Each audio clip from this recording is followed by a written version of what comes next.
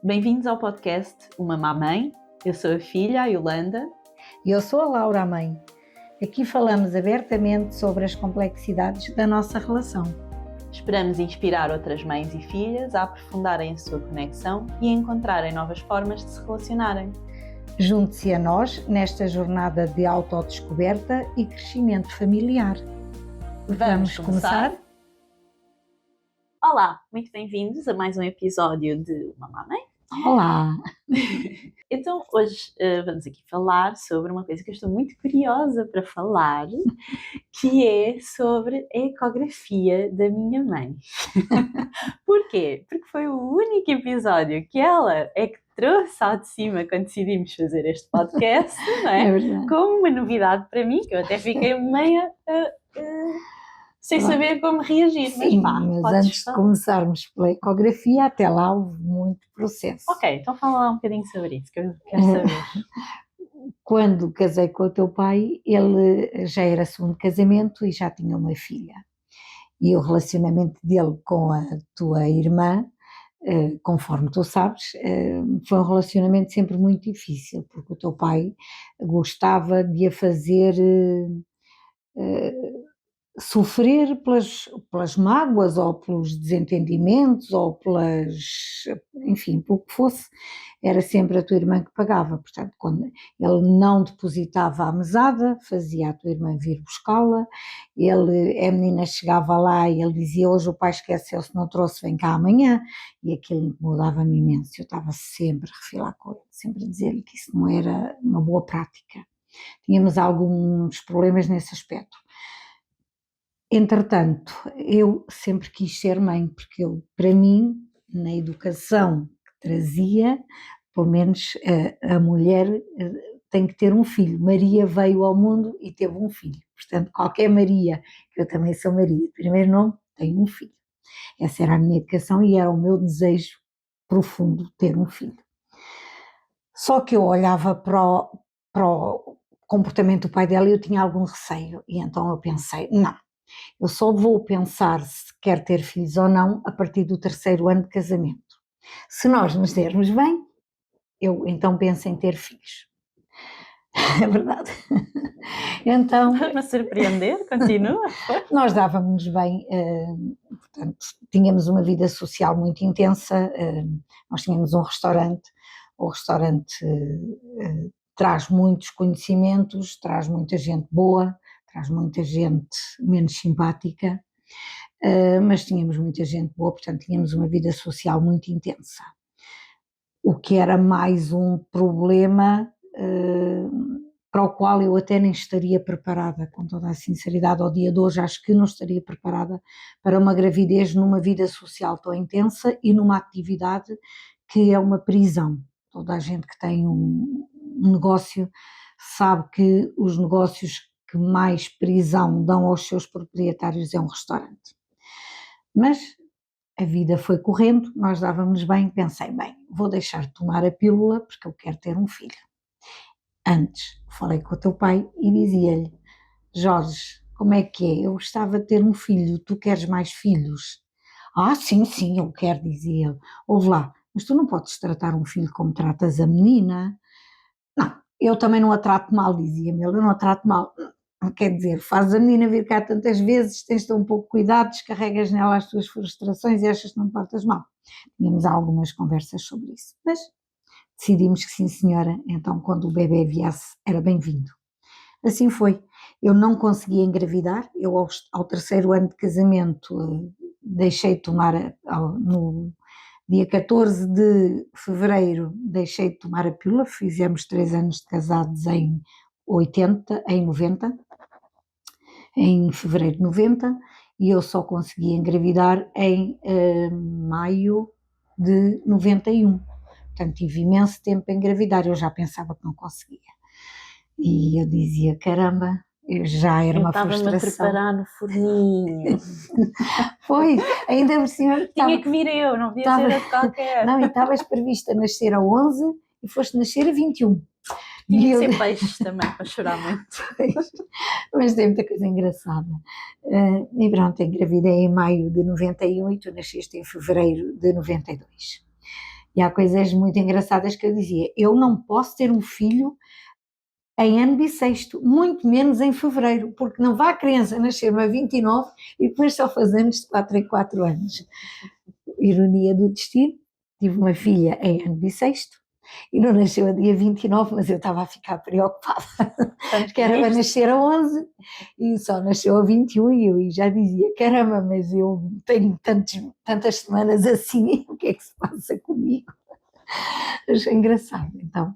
Nasceste cesariana, estavas em sofrimento fetal, portanto teve que ser cesariana, eu não fazia dilatação, mas antes de tu nasceres veio a primeira ecografia. Eu não tinha irmãos homens, e em Portugal o homem é que dá a continuidade, não é? Porque quando a mulher casa, até que, hoje em dia já não, mas até àquela altura quando a mulher casava adotava o nome do marido, portanto o nome da família dela morria ali se não tivesse um irmão homem. Eu não tinha, o pai da Yolanda também não tinha, e portanto se viesse uma menina lá ia acabar o nome na menina, porque depois quando ela casasse já não passava o apelido. Eu tinha um apelido incomum, o pai da Yolanda tinha o apelido Xirgo, é de descendência galega, porque o pai dele é da parte norte, mais dentro de Espanha, era de Tourém. Tourém é uma pequena aldeia dentro, parece o pequenino dedo que o nosso mapa tem dentro de Espanha, acima pertence a Porto Alegre, a Monte Alegre, portanto é muito na raia de Espanha e como tal ele é de descendência galega. O nome Xirgo não existia mais e se eu tivesse uma menina também ia acabar ali, então eu queria muito ter um menino para poder dar essa alegria ao pai dela, até porque eu achava que se fosse um menino ele iria ter outra postura enquanto pai. Quando fui fazer a primeira ecografia em que se via o sexo do bebê, o médico perguntou-me, olha, consegue-se ver o sexo, quer saber? Eu disse, quero, mas a fazer força para que fosse um menino, e quando ele me disse que era uma menina comecei a chorar. Tristeza. Não foi desejada. Não, o bebê foi desejado, eu queria muito era que fosse um menino, mas por essa circunstância. No entanto, quando tive a Yolanda, eu fiz cesariana com anestesia geral, portanto não vi a Yolanda nascer, e quando acordei foi muito engraçado, porque quando a enfermeira me veio trazer o bebê, a Yolanda nasceu sem dificuldade para ela, portanto vinha muito rosadinha, muito branquinha, muito bonita, e eu, como todas as mães acham, era muito bonita para mim, mas também era bonita. Ainda sou. Ainda és. Sim, eu sou muito exigente e se eu lhe tiver que dizer que ela não é a mais bonita do mundo, eu digo, porque não me custa nada assumir que eu não tenho a filha mais bonita do mundo, mas tenho a filha mais bonita para mim. E, portanto, é assim que é a vida e nós temos que ser realistas e não é isso que é importante, a beleza exterior, mas é a beleza interior. Mas continuando, quando a enfermeira me veio trazer o bebê, eu olhei para aquele bebê lindo e pensei assim, ai meu Deus, será que eu vou vê-la fazer 10 anos? Isto dizia eu aos 27, aos 28, e para mim 10 anos era uma coisa que não se previa. Hoje em dia eu já penso que não vivo 10 anos porque a esperança de vida está na curva descendente, mas na altura nem era esse o facto, estava ali um ser tão bonito e será que eu não ia poder acompanhá-lo? Os 10 anos passaram no instante, já vão 32 e ai meu Deus, mas que seja. Ok, sabes que nesta parte toda que tu falaste, fiquei até com uma dúvida, não é? Que vou aproveitar para esclarecer. Sempre tive alguma ideia que inicialmente o pai não queria ter mais um filho. Não, o pai nunca assumiu que não queria mais um filho. O pai disse sempre que queria ter mais filhos. Ok.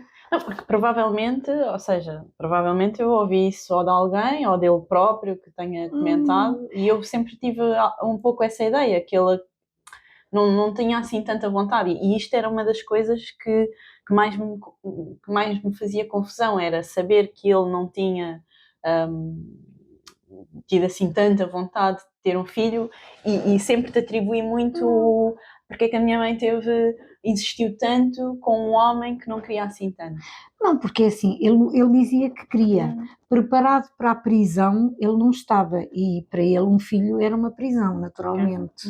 Para isso ele não estava preparado, porque quando eu saí da maternidade com a Yolanda, o restaurante só fechava às 9h30, e antes das 9h30, antes de fechar, quando fechou a porta, ali por mais 5 minutos, menos 5 minutos, ele veio-me trazer a casa, deixou-me à porta de entrada, nem sequer subiu a casa connosco, deixou-me à porta de entrada do prédio e chegou a casa às 3h30 da manhã.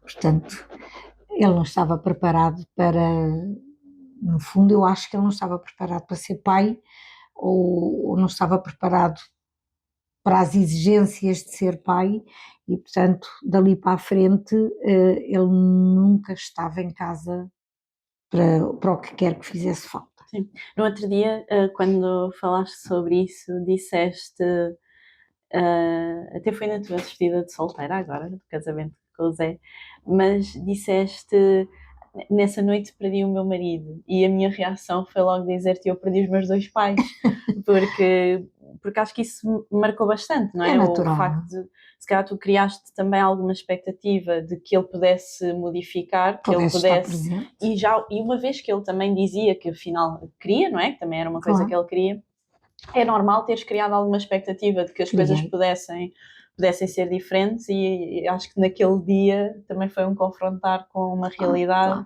E depois não é só, todos os dias eu achava que hoje ele vem mais cedo, portanto eu vivia numa ansiedade que acabei por transmitir. Sim.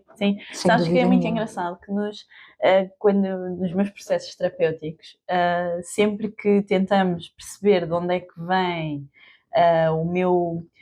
as minhas feridas mais profundas, que normalmente têm sempre a ver um bocadinho com a sensação de desamparo, geralmente há qualquer coisa em mim que me diz que vem sempre daí, vem sempre do início dos inícios.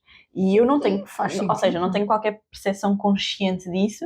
Também pode ser um conjunto de várias coisas, que eu acho que isto também é importante quem nos acompanha perceber, e aqui um bocadinho também a ver com a minha parte enquanto terapeuta, e alguma informação que eu possa dar neste sentido, que é nós temos várias formas de construir informação sobre a nossa própria história, não é? É a parte sensorial, aquilo que nós sentimos, e isso fica muito gravado, mas claro que depois a percepção que nos é dada por outras pessoas que viveram essa história de uma forma mais consciente do que nós, e na altura tu viveste e eu não tanto, não é? Era um recém-nascido, e eu acho que acabo por ter um conjunto de tudo isso, aquilo que eu senti, mas aquilo que tu também me contas, e às tantas para mim também foi difícil encaixar isto tudo no o que é a realidade, onde é que eu sofri mesmo, o que é que eu sofri naquela altura.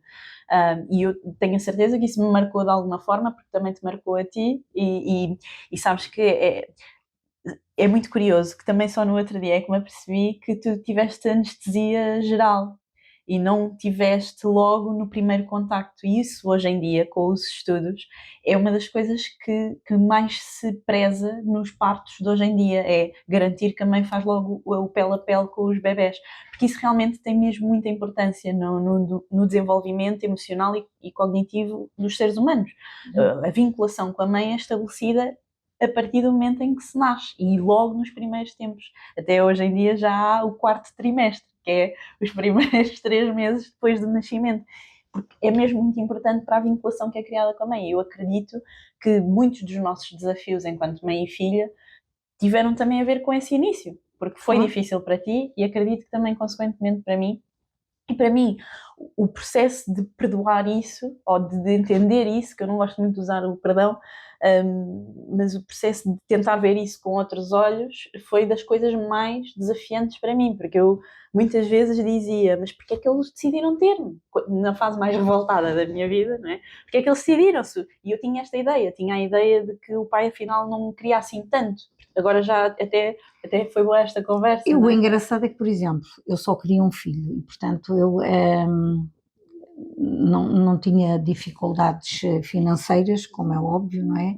E portanto, o que é que eu pensei? Eu faço já a laqueação de trompas, porque eu não quero estar toda a vida a tomar a pílula, até porque me fazia bastante mal, e também não quero correr o risco de engravidar e eu não quero mais filhos, portanto, eu fiz logo laqueação, mas não disse nada ao teu pai, claro. Eu é que mando. E, portanto, não lhe disse Mas nada. olha que as feministas vão gostar desta parte, não é? E fiz a laqueação, no particular, claro, com um filho não se tem direito a fazer laqueação no público, e quando lhe disse, olha, vou ser internada para fazer a laqueação de trompas, ele virou-se para mim e diz, porquê? Então, mas eu não tenho voz ativa nisso, não, eu não sei de nada, e eu respondi-lhe, não, a dona do meu corpo sou eu é que sei o que é que eu quero para mim, portanto, se quiseres filhos, fazes com outra. Pronto, mal feito da Laura a surgir, não é? Mas, é o teu estilo. Ora, portanto, quem reclama por isso, reclama só porque quer ser o dono ou porque se calhar até equacionava ter mais filhos. Não sei. Nunca procuraste esclarecer com ela? Não, porque assim, a história, o que me dizia era que não valia a pena, porque se eu fiquei sem marido no primeiro dia que cheguei a casa com o meu filho, não lhe ia dar outro segundo filho para ainda ser pior. Portanto, para mim estava fora de questão. Foi uma decisão sábia. Foi uma decisão que eu entendi tomar. E foi. Mas... Sim, isso tudo faz sentido e por acaso com esta conversa acho que até está a ser positivo para mim no sentido de o facto dele sempre te ter dito, não é, que queria, isso já torna para mim também o olhar para isto um pouco diferente, não é? Porque é muito diferente, se calhar, alguém crescer a pensar, mas a minha mãe sabia que o meu pai não queria ser pai e ainda assim foi lá e fez, não é? E isto tem um peso. E tu percebes, não, mas a minha mãe até ponderou, até deixou 3 anos correrem. Eu sou do signo virgem, Holanda, eu antes de atravessar a rua penso 50 vezes qual é a melhor forma para não ser atropelada. Pronto, ainda assim podias ter escolhido um parceiro melhor, mas depois também não tinha nascido eu e portanto, vamos lá, deixar que a coisa tenha sido assim. Sim, não tomei a decisão de ânimo leve, nem pensar. Mas isso para mim torna-se importante, não é? Até para me dar aqui algum, não, mas a minha mãe afinal... dentro das más decisões que eu sinto que se calhar tomaste, até ponderou algumas coisas que eu não sabia que tinhas ponderado, e isso para mim até é importante e torna a coisa até um pouco mais leve, na verdade, não é? Ok, então, mas e a gravidez?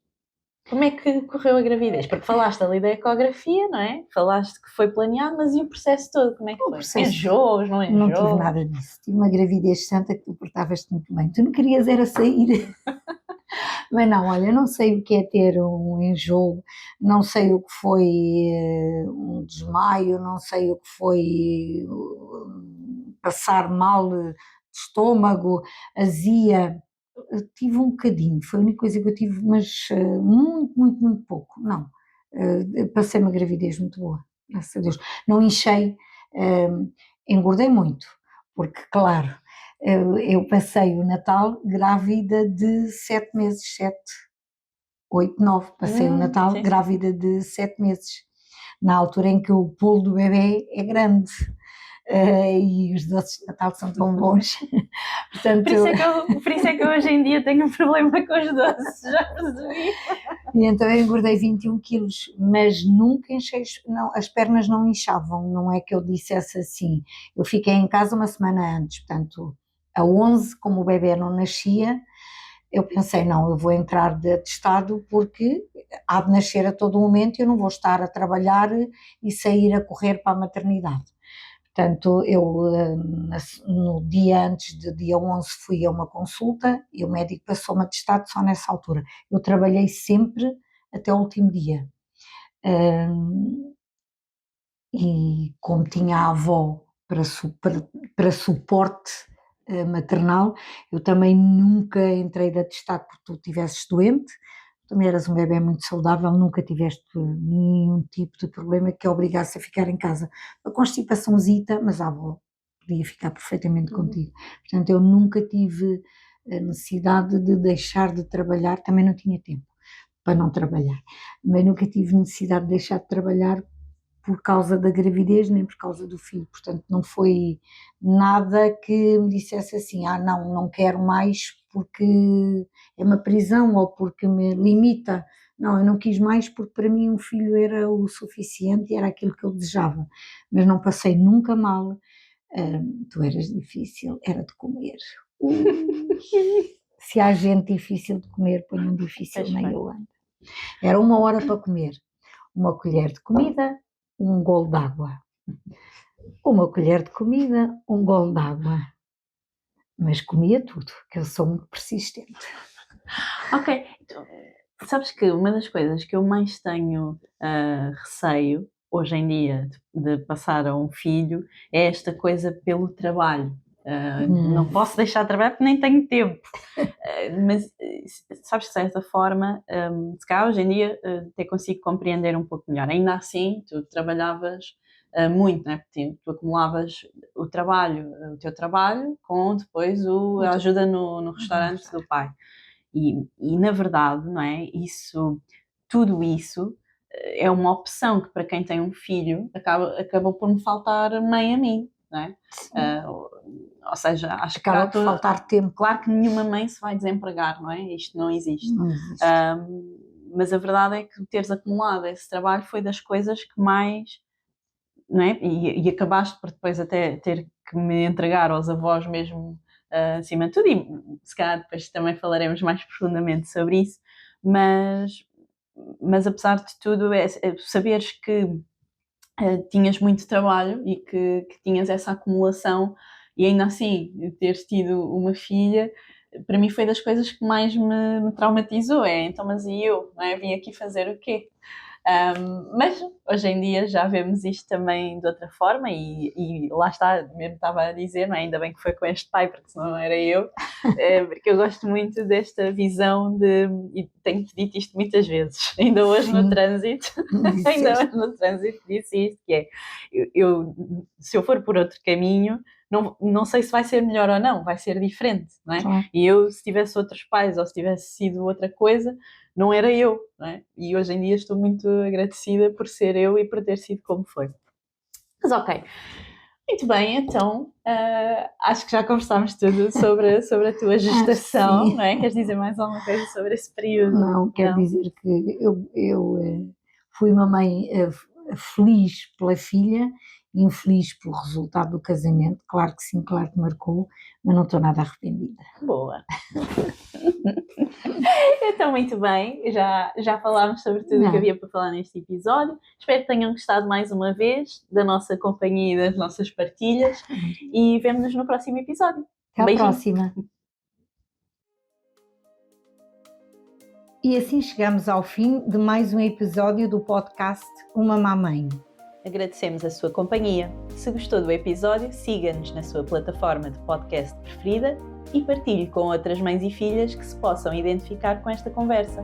Um beijinho da Yolanda e da Laura e até ao próximo episódio.